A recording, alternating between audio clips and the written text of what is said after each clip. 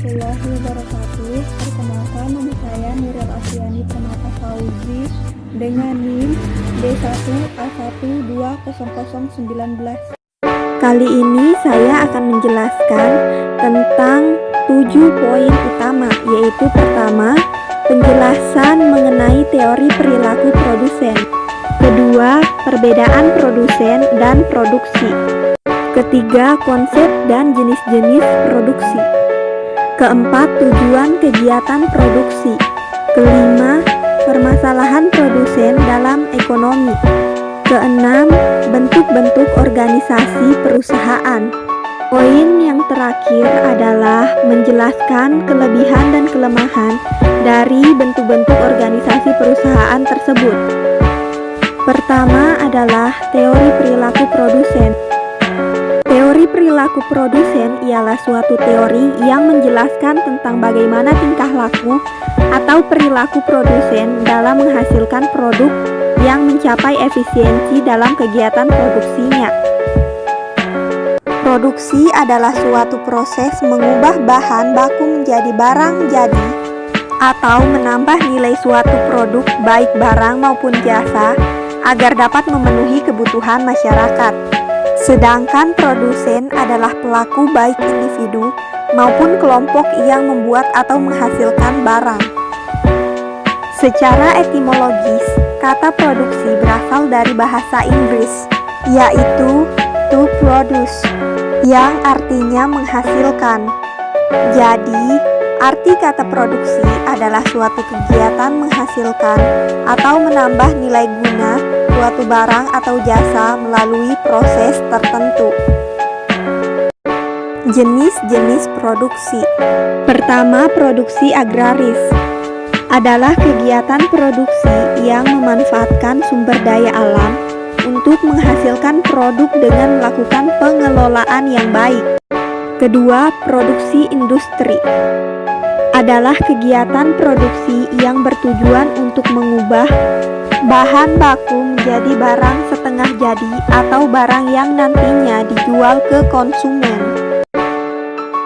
Tiga, produksi ekstraktif adalah kegiatan produksi yang mengambil sumber daya alam dari dalam bumi, kemudian menjualnya ke perusahaan lain untuk diproses menjadi sesuatu yang baru. Empat, produksi perdagangan adalah kegiatan yang berperan sebagai perantara antara produsen dengan konsumen. 5. Produksi jasa adalah kegiatan produksi yang bertujuan untuk menjual jasa berupa keahlian tertentu yang dapat menangani masalah orang lain. Terakhir, produksi pengangkutan adalah kegiatan produksi yang tujuannya untuk melayani pemindahan atau distribusi barang dari produsen ke lokasi terdekat dengan konsumen. Tujuan kegiatan produksi secara umum yaitu memenuhi kebutuhan masyarakat. Artinya, produsen melakukan kegiatan produksi untuk menghasilkan produk atau menambah nilai guna suatu produk agar kebutuhan masyarakat tersebut dapat terpenuhi dengan baik. Memperoleh keuntungan. Artinya, setiap produsen mengharapkan keuntungan dari semua kegiatan produksi yang mereka lakukan. Seperti yang kita ketahui, untuk melakukan kegiatan produksi tentunya diperlukan modal awal. Ketika produk yang dihasilkan dan disalurkan ke masyarakat melalui jual beli, maka produsen mengharapkan margin keuntungan. 5. Permasalahan produsen dalam ekonomi. Apa yang akan diproduksi atau what?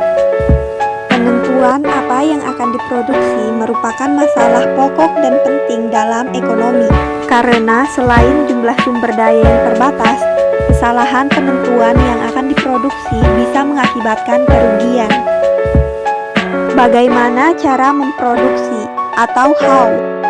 Cara memproduksi sangat berkaitan dengan cara mengkombinasikan sumber daya dan faktor produksi yang dibutuhkan untuk memproduksi barang dan jasa.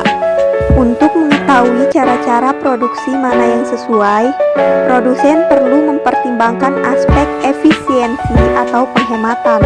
Untuk siapa barang atau jasa, hal ini berkaitan dengan cara mendistribusi mendistribusikan barang atau jasa ke dalam pasar. Dengan kata lain, siapa yang membutuhkan barang tersebut dan siapa saja yang menikmati hasilnya. Poin yang keenam, bentuk organisasi perusahaan. Badan usaha perseorangan adalah bentuk organisasi bisnis yang kepemilikannya dan pengelolaannya ditangani oleh satu orang. Persekutuan atau partnership merupakan perluasan dari bentuk badan usaha perseorangan. Korporasi atau perseroan terbatas (PT) merupakan sebuah organisasi bisnis yang berbentuk badan usaha hukum di mana tanggung jawab dan kewajiban usaha terpisah dari pemilik modalnya. Kelebihan dan kelemahan dari bentuk-bentuk organisasi perusahaan tersebut adalah: pertama, badan usaha perseorangan. Kelebihannya yaitu mudah mendirikan dan membubarkannya, kebanggaan dan kepuasan atas kepemilikan serta dapat memimpin perusahaan sendiri, tidak dikenakan pajak berganda. Kekurangannya yaitu tanggung jawab tidak terbatas atas resiko kerugian, keterbatasan sumber dana, kesulitan dalam pengelolaan, dan kesulitan dalam membagi waktu.